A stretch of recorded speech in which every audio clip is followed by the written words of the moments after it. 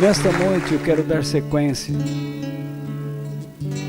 ao que eu iniciei a semana passada, o Evangelho de Deus e o tempo divino. Segunda parte. O tempo do homem não é o tempo de Deus. Marcos capítulo 1, versículos 14 e 15. Depois que João foi preso, Jesus seguiu para a região da Galileia e ali anunciava a boa notícia que vem de Deus. Ele dizia: chegou a hora e o reino de Deus está perto. Arrependam-se dos seus pecados e creiam no Evangelho. Eu já nem sei quantas semanas nós estamos nesses dois versículos. Perdi a conta. 10 semanas. Então, hoje é o último dia em cima deles. Pelo menos por hora. Deixe-me recordar alguma coisa que vimos a semana passada. A vida é muito curta em relação à eternidade, concordam? Portanto, o que devemos fazer? Que aprendamos a viver de acordo com o tempo de Deus e não pelo tempo do homem. Existe uma razão boa para vivermos pelo tempo de Deus e menos pelo nosso tempo? Claro que sim.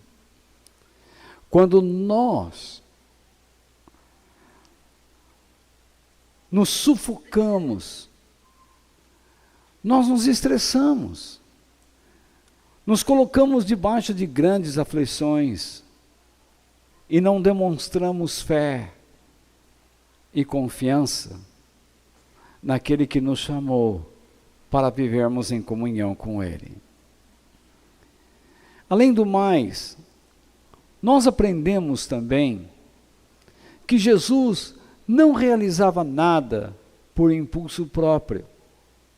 Nós vimos que ele disse: o Filho de Deus não pode fazer nada por si mesmo.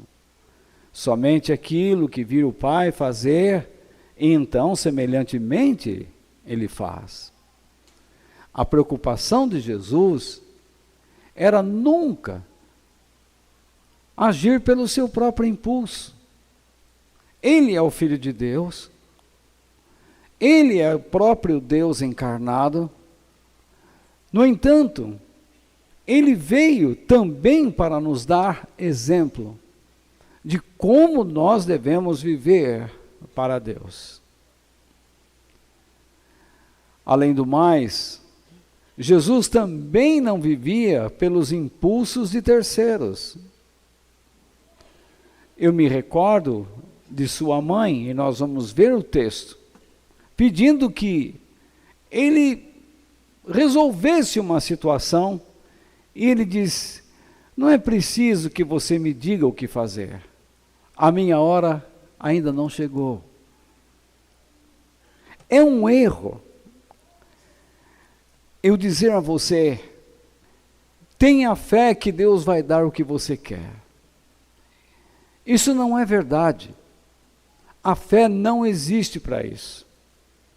A fé, ela existe para você andar em fidelidade com Deus. E quando você aprende a andar em obediência com Deus, significa que você e está depositando toda a sua confiança nele. E com certeza, ele fará o melhor para a sua vida.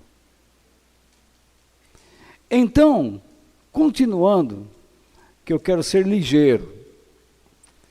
Além do mais, nós vimos que aqueles que vivem no tempo do homem não entendem o senhorio de Cristo e dificilmente se submetem a Ele. Você diz que Jesus é o dono da sua vida. Então, para que Ele seja dono, Ele tem que dirigir você, controlar você. É difícil isso? Claro que é, porque constantemente nós não damos a Deus o controle de nossas vidas. Não significa que você tem que deixar de ser quem você é profissionalmente falando. Porque Deus o conduziu até o estágio em que você está. Mas você não pode ser ganancioso. Você não pode ser materialista, mesquinho. Você tem que aprender a ser controlado por Deus, a entender o sentido da sua vida neste mundo, onde você está, onde vive, onde trabalha. Aqueles que vivem no tempo do homem praticam uma cultura religiosa e social à parte de Jesus Cristo. Há muitos religiosos, inclusive aqui. Mas o que me preocupa é que muitos desses religiosos estão simplesmente fazendo o que o religioso verdadeiro faz. Jesus disse que os verdadeiros adoradores de Deus o adorariam em espírito e em verdade. E como é que agem os falsos? Eles não agem em espírito e em verdade. Eles não adoram a Deus. Eles gostam do ambiente, eles se batizam, eles participam de Santa Ceia, eles compram uma Bíblia, mas eles nunca estão preocupados com a real presença de Deus. Eles não se esforçam com isso. Mesmo onde trabalham, para eles é como se Deus não estivesse lá. Jesus disse: eu estou com vocês todos os dias, até a consumação dos séculos. Não importa onde você está. Você está tomando banho, Deus está lá. Você subiu no automóvel, Ele está lá. Você está num avião, Ele está lá. Você está no seu trabalho, Deus está lá. Em todo momento, nós não podemos negar a sua presença. Esta é a característica de quem não põe Cristo à parte. De quem vive contra uma cultura sem Deus. Nós vimos também que aqueles que vivem no tempo do homem agem pela sabedoria mundana e não pela sabedoria de Deus. É incrível como pessoas sempre têm frases padronizadas, chavões, palavras positivas, achando que com isso eles vão conseguir alguma coisa. Há muitas pessoas que dizem que se você tiver grandes pensamentos, você vai chegar a grandes posições, a grandes lugares. Esta é uma das maiores imbecilidades que eu testifico a vocês nesta noite. Deus jamais ensinou que nós devemos pensar grande. Isso está completamente errado. Nós temos que aprender a pensar os pensamentos de Deus, para que nós possamos andar nos caminhos de Deus, independente da situação em que nós estamos. Eu tinha desconfiança que meu câncer estava voltando. Mas eles não falaram nada comigo. Eu só não quero dar trabalho à minha família. Eu quero ser uma bênção até os meus últimos minutos.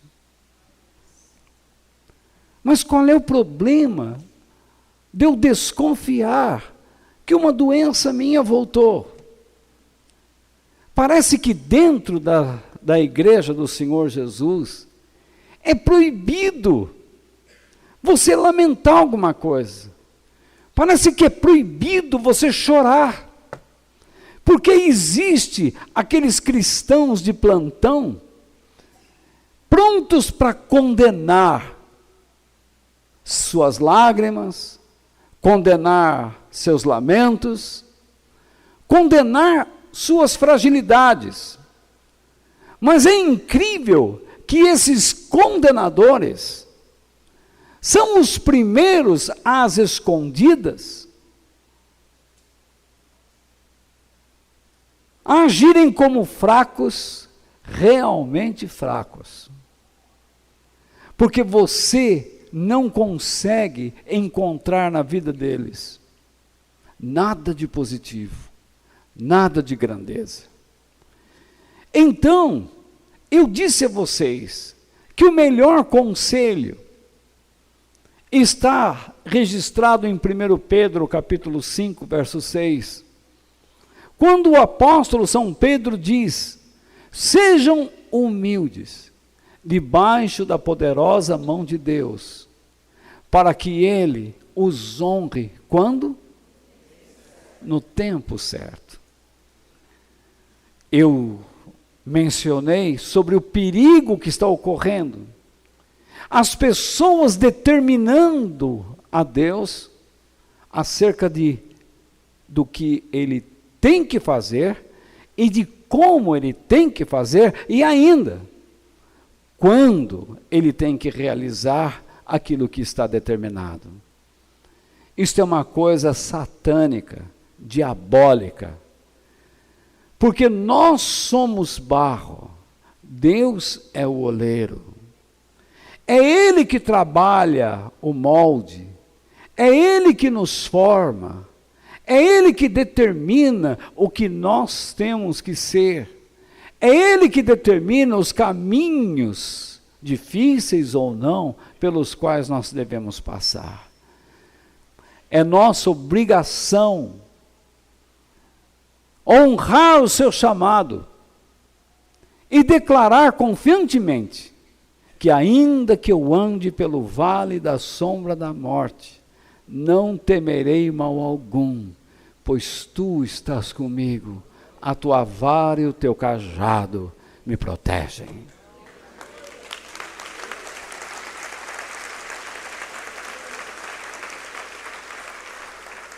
Então, eu vejo que o maior problema hoje, tanto da igreja como da sociedade, não é a falta de milagres. Em todo lugar tem um pastor falando: Deus está realizando milagres aqui. E nunca se assistiu tanta falta de fé verdadeira. Se milagres, se curas, se qualquer ato prodigioso, sobrenatural, produzisse realmente fé, nós estaríamos vivendo num período onde a fé, em seu percentual, seria espantoso.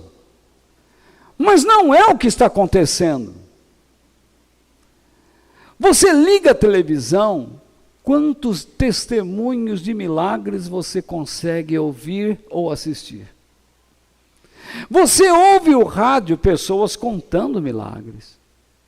Você anda pelas ruas, você encontra 3, 4 igrejas, uma do lado da outra, cada uma com sua faixa. Deus está fazendo isso, hoje é dia disso, amanhã é dia daquilo. São dias de milagres. Mas nunca se viu pessoas tão desesperadas como em nosso tempo. Porque tudo isso é uma farsa. Deus não é máquina de milagres. Vocês se afastem desses pastores, desses homens que dizem que é a vontade de Deus curar todo mundo, que Deus vai fazer isso e aquilo, vai fazer miséria. Porque não é assim. O maior problema, tanto da igreja como fora dela, então, não é a falta de milagres, mas a insubmissão, a falta de confiança para obedecer àquele que nos chamou. Me parece que há um reflexo. Eu olho para as famílias hoje e tenho grande dificuldade de encontrar filhos honrando pais. E eu olho para a igreja e encontro o mesmo sintoma. A falta de filhos de Deus honrando a Deus. Nós estamos sendo absorvidos por uma cultura que tenta nos afastar de uma vida obediente a Ele, e que constantemente cochicha em nossos ouvidos que isso é impossível. É impossível obedecer a Deus. Você pode andar do jeito que você quer, porque Deus te ama, no fim vai dar tudo bem. No entanto, essa doutrina ou essa filosofia chama-se universalismo. E não foi Deus quem a criou. Quem a criou é o homem afastado de Deus, porque Deus não é universalista. A Bíblia diz: aquele que perseverar até ao fim, é este que eu vou trazer para viver comigo. Então, diante de tudo isso, o que significa ser humilde debaixo da poderosa mão de Deus? Essa é a grande questão. O que significa? Significa livrar-se da arrogância. Significa entregar a Deus os meus direitos. Significa agir como um servo, na acepção da palavra, como um escravo. Nunca na história se ouviu um escravo contradizer seu senhor. Um escravo sempre obedece, em tempo e fora de tempo. Assim deveria ser o nosso comportamento ou a nossa disposição diante de Deus. Em tempo e fora de tempo. Deus se tornou o Senhor de nossas vidas quando nós nos entregamos a Ele. Eu reconheço que não é fácil. Não é fácil servir a Deus, não. Não é fácil entender o tempo dEle. Porque nós gostamos da zona de conforto. Nós gostamos de maquiar a nossa experiência religiosa ao nosso bel prazer. Nós gostamos de dourar a pílula. Nós gostamos de colocar o nosso aroma em nosso relacionamento com Deus. Mas não deveria ser assim. No entanto, ninguém vai descobrir o tempo de Deus. Ninguém vai se livrar do tempo do homem para descobrir o tempo de Deus pelo WhatsApp, pelo Facebook, pelo Instagram, ou qualquer veículo da rede social. Não estou dizendo nada contra esses veículos. O que eu quero dizer é que Deus não mandará uma mensagem. De repente você recebe no seu celular, aqui é Deus falando. Ele não vai enviar alguma coisa assim. Cabe a nós conhecermos princípios e praticar princípios. E então, quando nós nos alinhamos, quando nós nos ajustamos a esses princípios, nós começamos a entender como Deus age. E então vamos descobrindo se estamos ou não dentro do tempo dele ou agindo fora do seu tempo. O primeiro princípio que eu quero mostrar a vocês é este. Evite o uso de pensamentos e palavras positivas, pensando que essa atitude garantirá sucesso. Quem aqui já não passou por situações onde pessoas chegaram para vocês assim: o homem é dirigido pelos seus pensamentos, pense positivamente. Alguém já falou para você isso? Levante a sua mão. Na igreja eu estou falando, na igreja. Levante a mão, quero ver. Quem tem coragem aqui? Levante bem alto aí. 1, 2, 3, já. Veja, a má interpretação das Escrituras é que gera isso. Em toda a Bíblia, você encontra Deus falando com um homem. Eu tenho que falar meio devagar porque ainda dói. Tá bom? Em toda a Bíblia, você encontra Deus falando com um homem. Mas, quando você vai no livro dos Salmos, o que você vê? É o homem falando com Deus.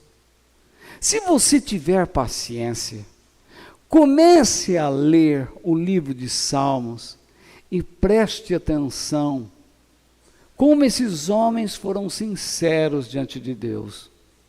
Como eles apresentaram diante de Deus suas queixas, suas fragilidades, e Deus nunca os condenou. Mas em nosso meio, como eu disse há pouco, existem os condenadores de plantão, que sempre tem uma resposta na ponta da língua, para dizer que nós não temos fé.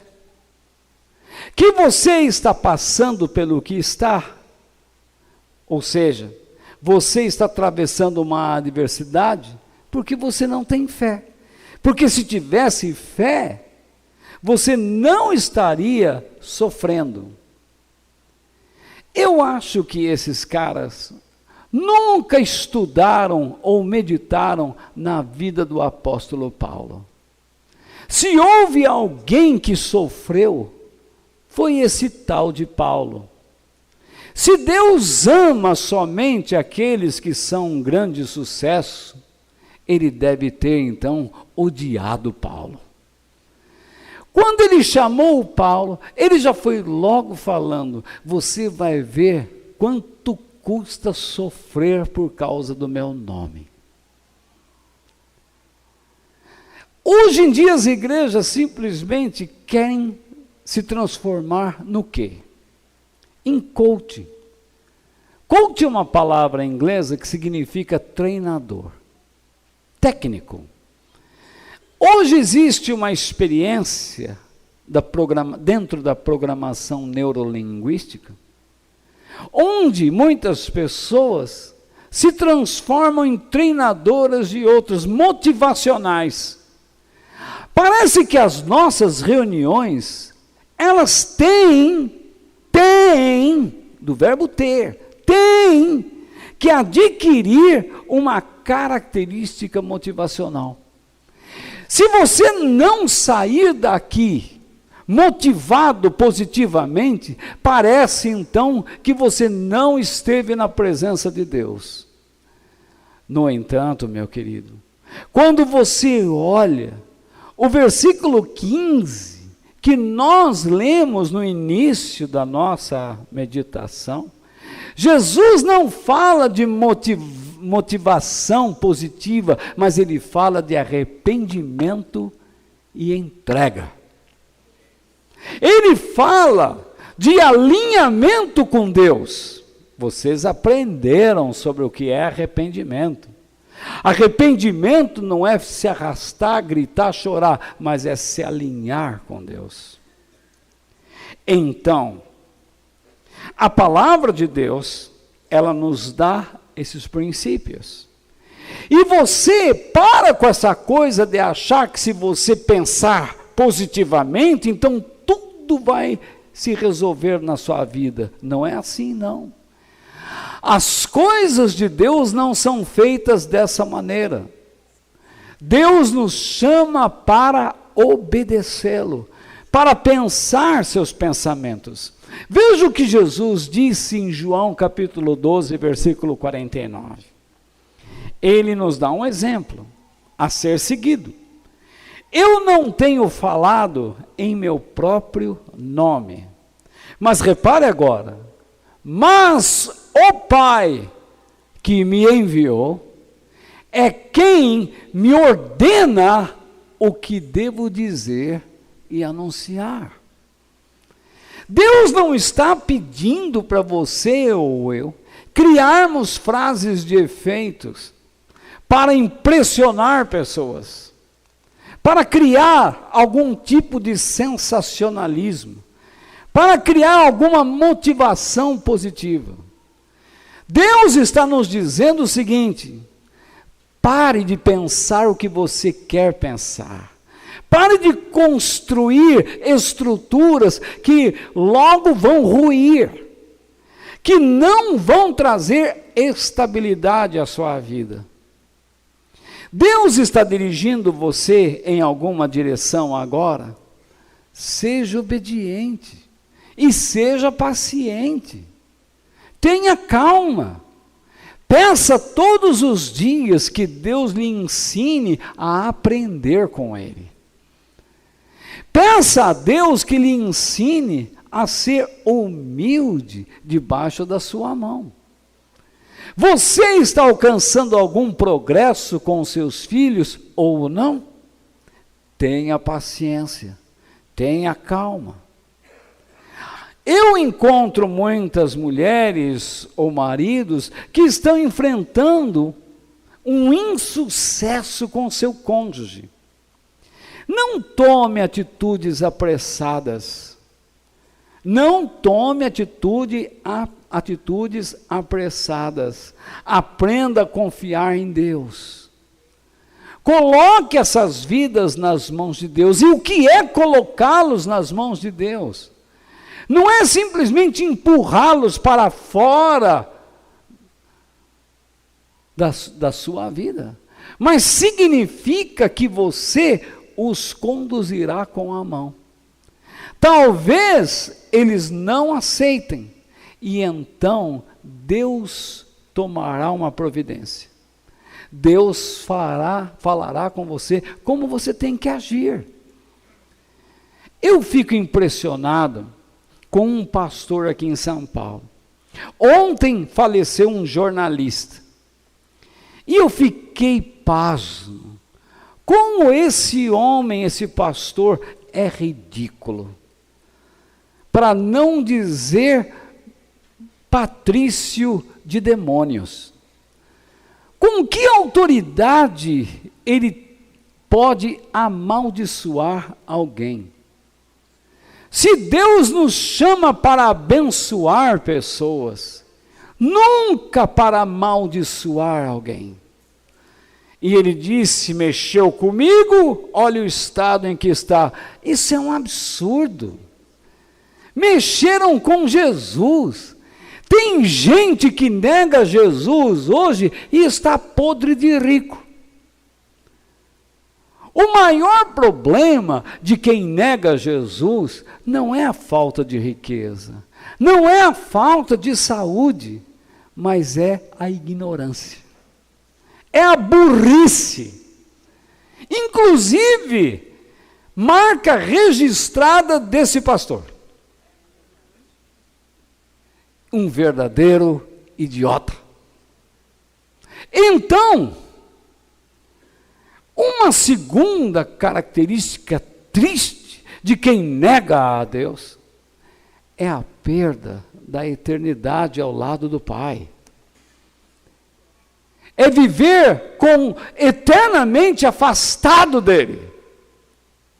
Meus irmãos, tomem cuidado com o que você diz, com o que você constrói em sua mente.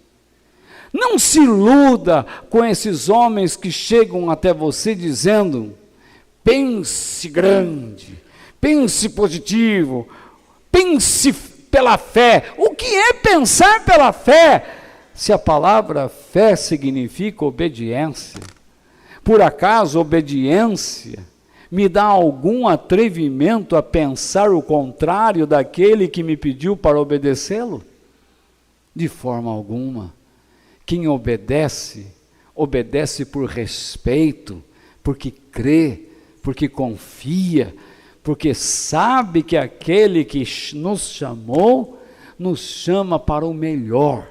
E se temos que atravessar vales sombrios, como já disse, nós os atravessaremos, mas nunca nos faltará a capacidade do Senhor em nossas vidas. Veja lá.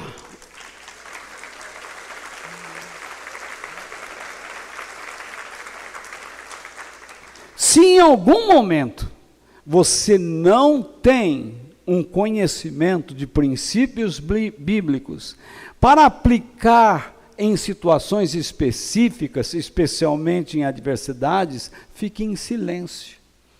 Não fale nada. Não se atreva a pensar diferentemente de Deus. Aprenda a meditar, aprenda a orar e, além do mais, não se sinta envergonhado em buscar pessoas experimentadas, que verdadeiramente temem a Deus, respeitam a Deus, pois elas poderão ajudar você a carregar suas cargas.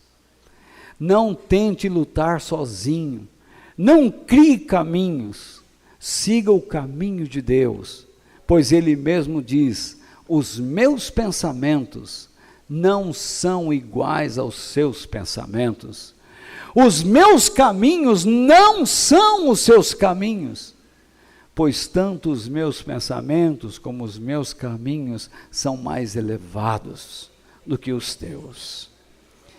Em segundo lugar, use o tempo que Deus lhe dá com grande responsabilidade e seriedade.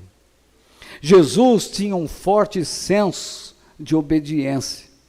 Ele não admitia que as pessoas dirigissem suas vidas, e sequer sua própria mãe.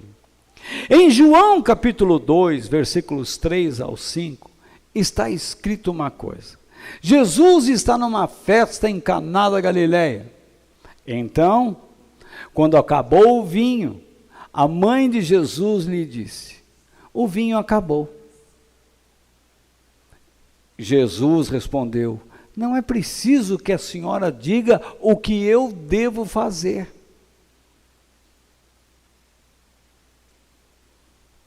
Ainda não chegou o quê? A minha hora. Então ela disse aos empregados: façam o que ele mandar. Ela descobriu o seu lugar. Eu não sei quem inventou que Maria manda em Jesus até hoje. Mas ela não manda. Jesus é o Senhor e Maria se submete a Ele. O filho que ela gerou, desde o início, seria reconhecido como Emanuel, Deus conosco. Todos deveriam se submeter a Ele. Você tome cuidado, porque sempre há pessoas que tentarão governar você, conduzir você para lugares, para situações, para experiências que Deus jamais quis que você estivesse lá. Então tome cuidado. Você é chamado para andar na presença de Deus. Saber determinar nossas prioridades e metas gerais é importante Mas é importante que nós determinemos a nossa agenda pela sabedoria da palavra de Deus. Não construa uma agenda que o afaste do temor do Senhor, porque você incorre em risco. Você irá se autodestruir. E lembre-se, todos nós teremos que prestar contas a Deus acerca da seriedade de como usamos o tempo que Deus nos dá. Percebe a atitude de Maria? Primeiro ela vem lembrar Jesus. E aí, vai fazer alguma coisa? Posso até fazer, mas não pela sua vontade, mãe, é pela vontade de Deus. Maria reconhece o seu lugar e diz a todos: obedeçam a Ele e não a mim. Então você não é chamado para obedecer à mãe de Jesus, mas você é o chamado para obedecer o próprio Jesus.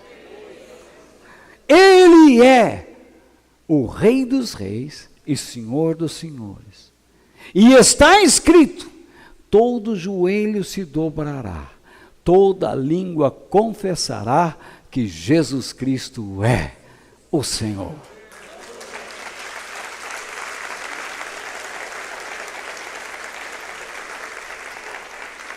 Em terceiro lugar, viva com o propósito de glorificar Deus e esteja certo de estar fazendo o que Ele lhe pediu para fazer. Esteja certo. O nosso propósito deve ser o mesmo de Jesus. Não deve ser diferente do que Ele realizou. E o que Ele fez? Eu encontro muitas pessoas dizendo: Jesus veio fazer milagre, Jesus veio curar, Jesus veio. Não, essas coisas acontecem na vida daquele que quer exaltar a Deus. Jesus deu um conselho logo de cara: que a luz de vocês brilhe diante dos homens, para que eles, vendo as coisas que vocês fazem, glorifiquem o vosso Pai que está no céu. Jesus não está mandando você sair por aí para expulsar todo tipo de demônios. Isso nós vamos ainda aprender aqui, que eu vou dar uma série sobre demônios para vocês. Quero ver todo mundo encapeteado, né? Então, veja só. Veja só o que vai acontecer, hein? Jesus não está mandando você ir por aí e entrar em todos os hospitais e expulsar todas as enfermidades. Mas Ele está pedindo que você glorifique a Deus com suas atitudes. Ele disse certa vez assim, em João capítulo 4, verso 34, a minha comida, disse Jesus, é fazer a vontade daquele que me enviou e terminar o trabalho que ele me deu para fazer. O que é a comida? Eu passei aí uns 5 dias sem beber até água. E às vezes eu sentia o cheiro assim, que chegava no quarto da comida para Denise. Eu tinha vontade de morder a mão dela. Tem uma hora que você quer comer. Não é isso mesmo? E às vezes eu sinto que eu nasci para comer.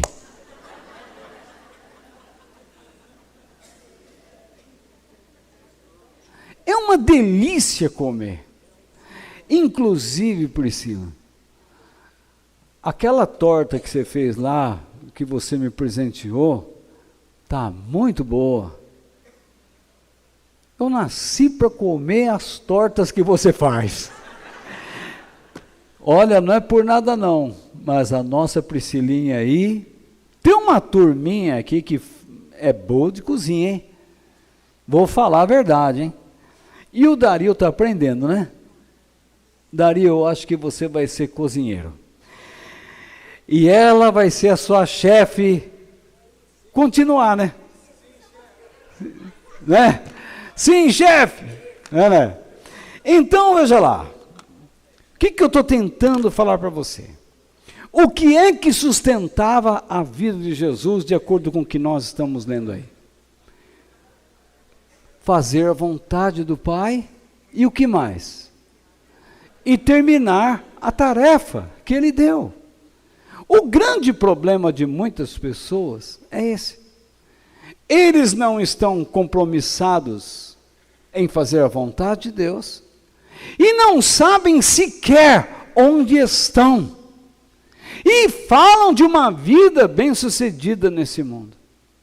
Como é que Deus pode abençoar uma pessoa que não está disposta a cooperar com Ele? E que sequer está preocupada em terminar bem a tarefa que Deus lhe deu. Imagine você se preparando para uma prova. E esta semana eu descobri que o nosso ex-presidente não teve nenhuma prova. Porque falaram que ele fugiu da escola. Não fez nenhuma prova. Então, eu encontro pessoas que estão sempre dizendo estarem fazendo a vontade de Deus, mas nunca terminam o que começam. Você já conheceu pessoas que iniciam e nunca terminam? Você conhece pessoas que não são persistentes, perseverantes em alguma coisa que eles dizem que acreditam? Por que será que nada dá certo na vida dessas pessoas? Jesus, em 3 anos, ele realizou a vontade de Deus e tudo deu certo na vida dele. Pode ser que Deus esteja chamando você para realizar uma tarefa com um tempo maior. Mas por que não está dando certo? Se o próprio Deus diz que se nós o temermos, se nós andarmos com respeito diante dele e o obedecermos, tudo que fizermos dará certo. Então o que é que está acontecendo? Eu sei o que é. É a falta de compromisso. Você deve considerar. Considere as minhas palavras. Pense bem no que eu estou falando. Chame a atenção de si próprio para essa grande verdade. Diga até que ponto eu estou compromissado com o meu Senhor. Pergunte a si mesmo se a nossa tarefa é impressionar pessoas com declarações positivistas. Quando você encontra alguém na rua sofrendo, você logo diz: Deus vai dar o que você quer. Não fala assim. Ensine esta pessoa a submeter-se a Ele. Então, não procure tirar vantagens das situações. Não procure tirar vantagens de pessoas, mas aprenda a servir. Porque o evangelho verdadeiro nos leva a servir pessoas, a abençoar pessoas, a fazer o bem para elas. Por isso, o apóstolo Paulo diz: portanto, quando vocês comem ou bebem, ou fazem qualquer outra coisa, façam tudo para a glória de Deus. Vivam de tal maneira que não prejudiquem os judeus, nem os não-judeus, nem a igreja de Deus. Façam como eu. Procuro agradar a todos em tudo o que faço, mas entenda bem o que ele diz. Paulo, quando fala agradar a todos, significa que ele procura ter diante de todos o quê? Um bom comportamento, não repugnante. há certas pessoas que são repugnantes. Elas causam em nós nojo. São verdadeiros escrotos. São pessoas imundas, mentalmente falando. Eles não têm nada de bom dentro de si. A única coisa que eles querem é tirar vantagem. Paulo diz, não tenha esse tipo de comportamento, porque não é isso que eu ensinei a vocês. Não pensem no próprio bem, mas no bem de todos, a fim de que eles possam ser o quê? Salvos. Retirado debaixo de uma dominação demoníaca e ser levado para o reino do Filho do amor de Deus. A salvação é isso. Deus tira você debaixo de um poder que trava sua vida e coloca você debaixo de outro poder que vai trazer dignidade à sua vida, vai trazer caminhos elevados a você. Então, em quarto lugar, como que eu posso andar debaixo do tempo de Deus? Desenvolvam a mentalidade de colheita e posicione-se em cada situação à luz da eternidade. Jesus, certa vez, estava numa viagem com seus discípulos. E ele chegou até um poço de água. E então ele viu uma mulher samaritana. E por ser samaritana, os judeus a detestavam. E Jesus era um judeu. E Jesus se aproximou dela e disse, você pode me dar um pouco de água? E ela se espantou. E ela disse, como o senhor, sendo um judeu, pede água a uma mulher samaritana como eu? E então Jesus lhe disse, se você soubesse o tipo de água que eu tenho para lhe oferecer,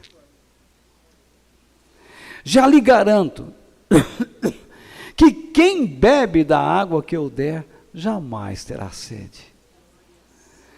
Mas essa água fará dentro dela um milagre. Formará uma fonte que saltará para a vida eterna. O que Jesus está fazendo? Jesus olha para uma mulher que teve 5 maridos. E o homem com quem ela vivia não era seu marido. Era uma mulher infeliz. Uma mulher que buscava o que na vida? Felicidade, segurança, e não encontrou. Nem na religião, nem na sua aldeia. E Jesus está agora querendo mostrar para ela como ela pode ser feliz. Você também já correu atrás de pessoas, de ideias, de filosofias, de promessas, de religiões, que lhe prometeu felicidade. E você continua aí com o coração machucado, inseguro. Mas esta noite, Deus está dizendo a você que sua vida pode mudar. Ele não está dizendo que vai lhe dar um mar de rosas, não. Mas Ele está dizendo que vai mostrar um caminho seguro, que tornará você uma pessoa mais forte, mais capaz, mais digna, mais elevada. E Ele vai mostrar como você pode ter comunhão com Deus, como você pode comungar com Ele. No entanto, há cristãos aqui que estão desesperados. Nada dá certo na sua vida. E você já tem na sua agenda vários telefones de profetas e profetisas. E você está pensando em ligar para eles para ver o que é que está acontecendo. O problema é simples.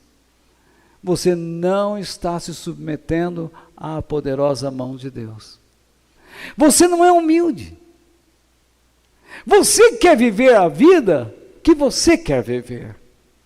Você não está disposto a entregar as rédeas do seu coração a Deus.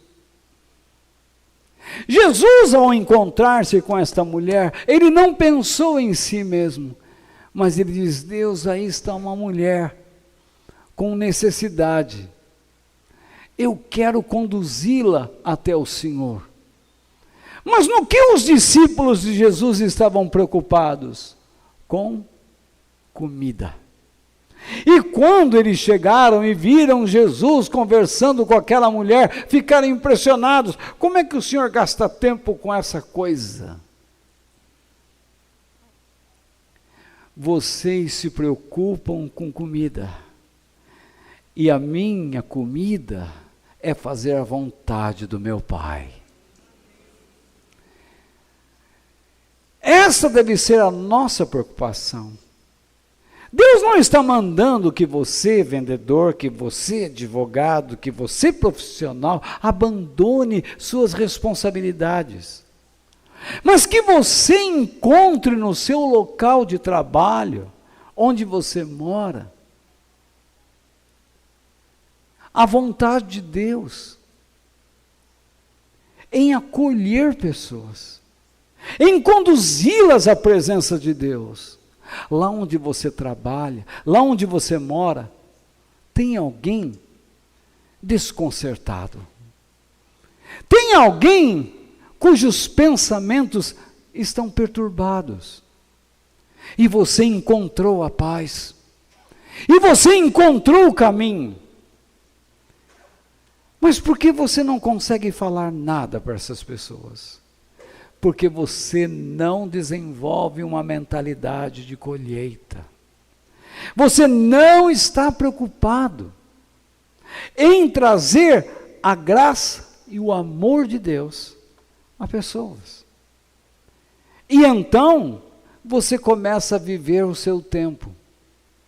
Você vive o tempo do homem. Você só se preocupa com aquilo que te satisfaz. E vou lhe garantir, quem vive dessa maneira, nunca será feliz. Você pode ter encontrado o amor da sua vida. E o seu namoro, sendo realizado fora dos princípios de Deus, você não será feliz, ainda que se case com essa pessoa. E se você se casar com uma pessoa que Deus não preparou para você, imagine a infelicidade.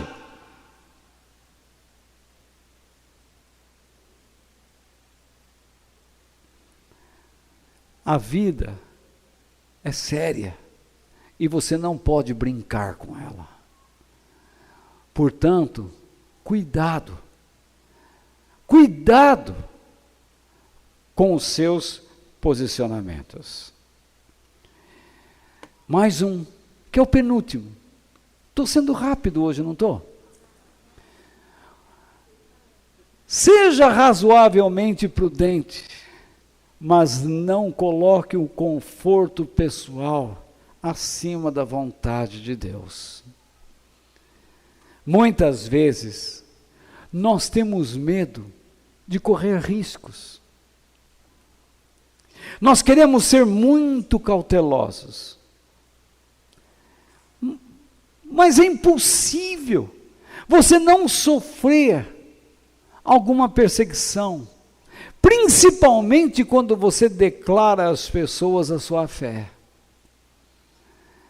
Eu não sei se já aconteceu com você, mas talvez você tenha dito a alguém: eu estou indo numa igreja e eu estou aprendendo coisas muito importantes.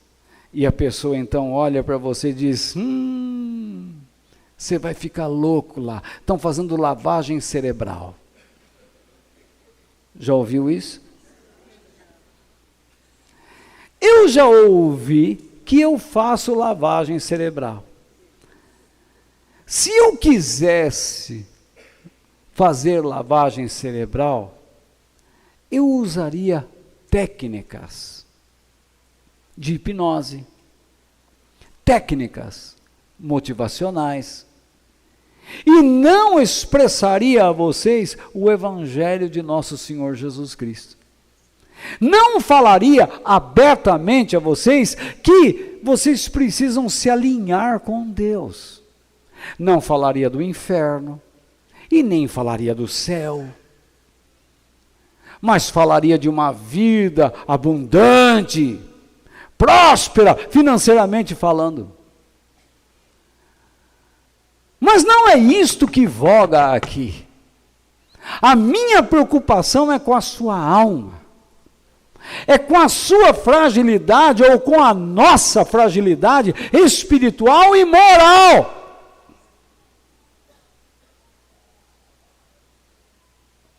Jesus, muitas vezes, escapou de ser assassinado porque foi protegido por Deus, porque Deus diz, não vá a tal lugar, e ele não foi. Ou então Deus dizia a ele, saia desse lugar. Mas houve situações em que Deus lhe disse, vá em determinado lugar, e lá ele sofreu. Não fique pensando que andar com Deus é estar livre de riscos. Como se divulga por aí, porque isso não é verdade. Aprenda. Tomar uma posição ao lado de Deus, considere, é estar sujeito a perder alguma coisa às vezes. Você pode estar convivendo com um homem que é um verdadeiro crápula.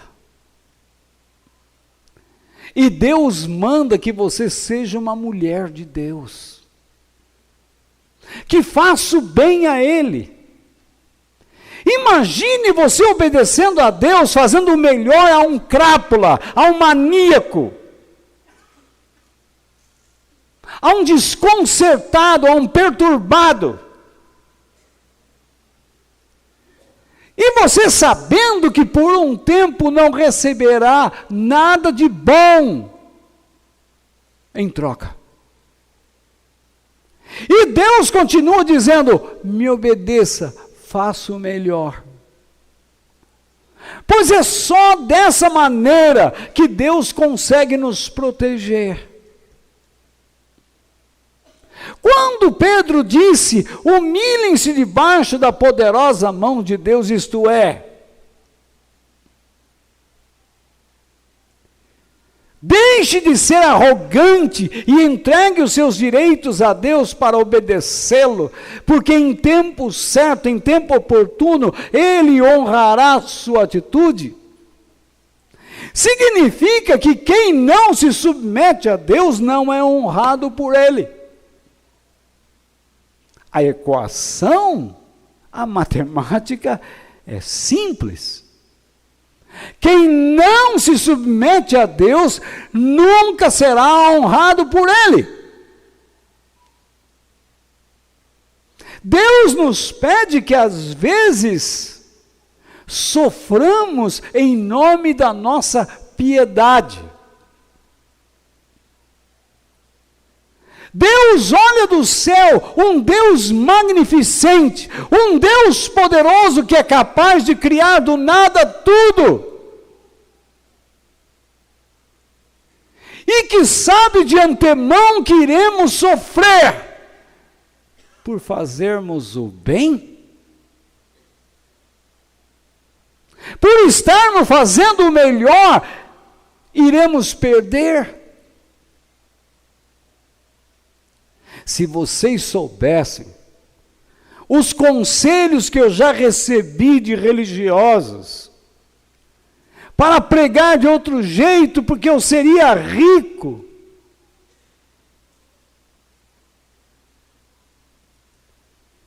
Eu me apartei desses homens, fugi literalmente deles. Tenho os meus erros,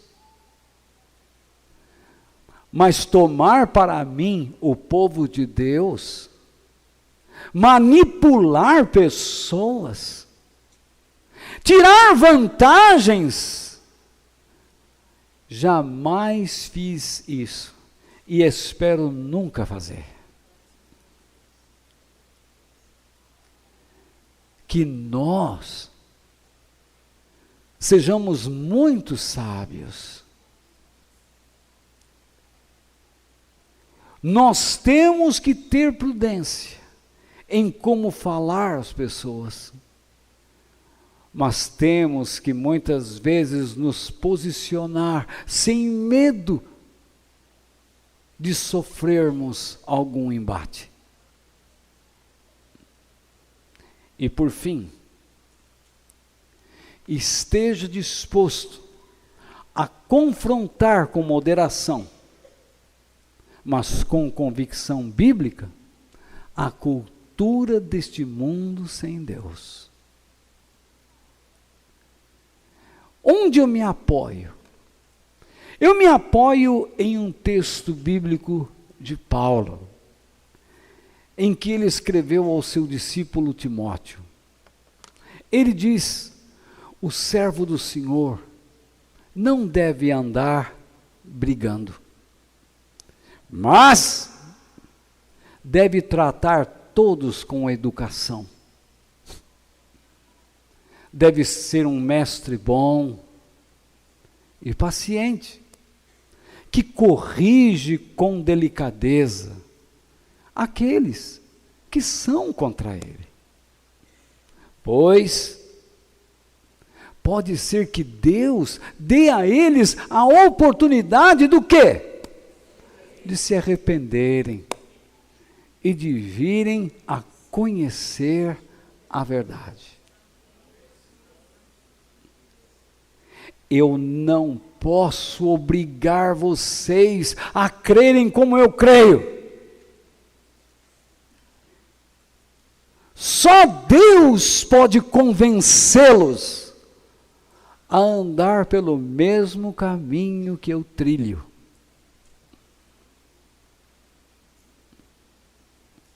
Eu sou incapaz de fazer com que sua fé se fortaleça.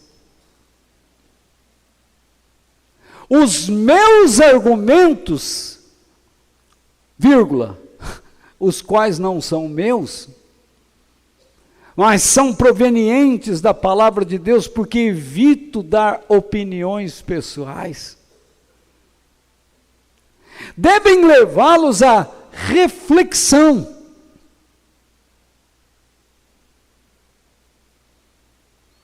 Por que sua vida está tão vazia? Por que você não tem satisfação em aprender os princípios de Deus? Por que você não se firma nesses princípios? E você percebe que a sua vida está se tornando cada dia mais agitada. E tudo é razão para briga. Você perde a delicadeza facilmente, ou a educação.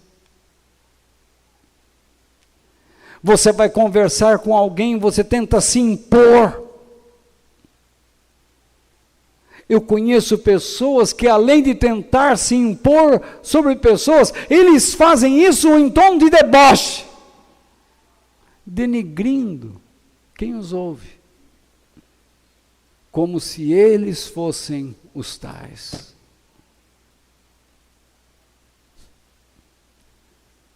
Você pode procurar o que quer. Você pode andar pelo caminho que quiser. Mas se Deus lhe der a graça hoje, de retornar para os caminhos de Deus, se Deus lhe der a graça da revelação, para reconhecer que os caminhos de Deus, que o tempo de Deus é o correto,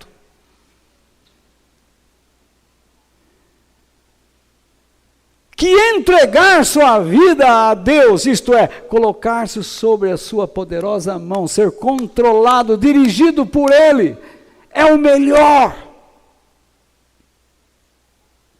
E que você pare de ficar determinando a Deus o que Ele tem ou não tem o que fazer, mas que você seja obediente e confie que no tempo certo Ele honrará a sua atitude cristã. Você será a pessoa mais feliz do mundo.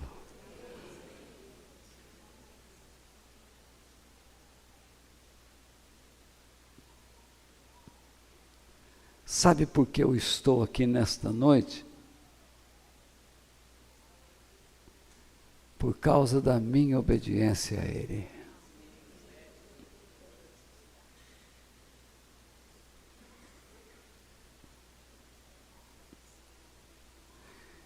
E eu quero que vocês olhem para isso. Eu não estou provocando a Deus. Eu estou obedecendo.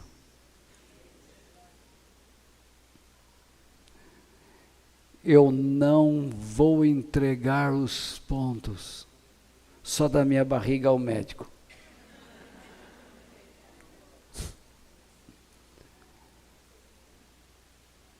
Enquanto Deus me der capacidade, não entrego os pontos.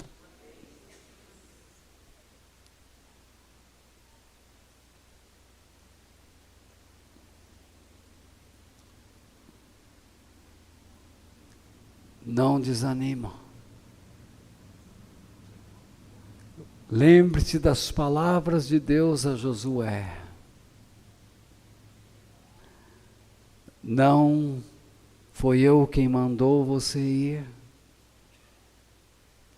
Seja forte e corajoso, porque o Senhor teu Deus é com você, por onde quer que você andar.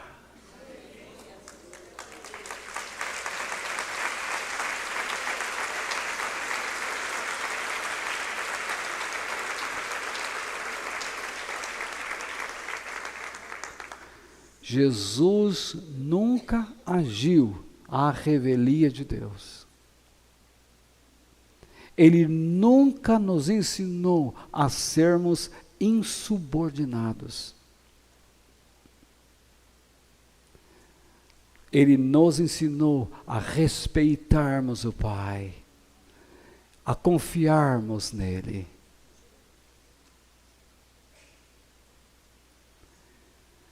Pai, se possível, afasta de mim este cálice de sofrimento, mas não seja feito como eu quero, mas como tu queres.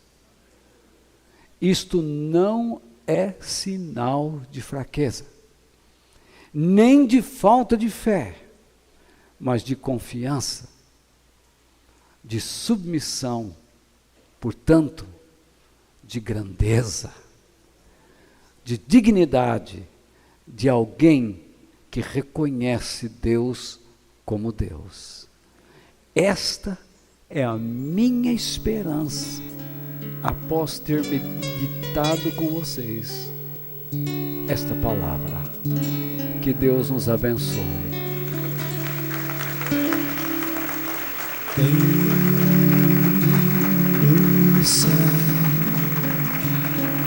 Tenho eu além de ti e na terra em quem tenho mais prazer.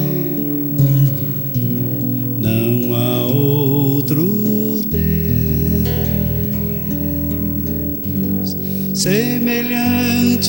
a ti, Senhor, és a minha força. Em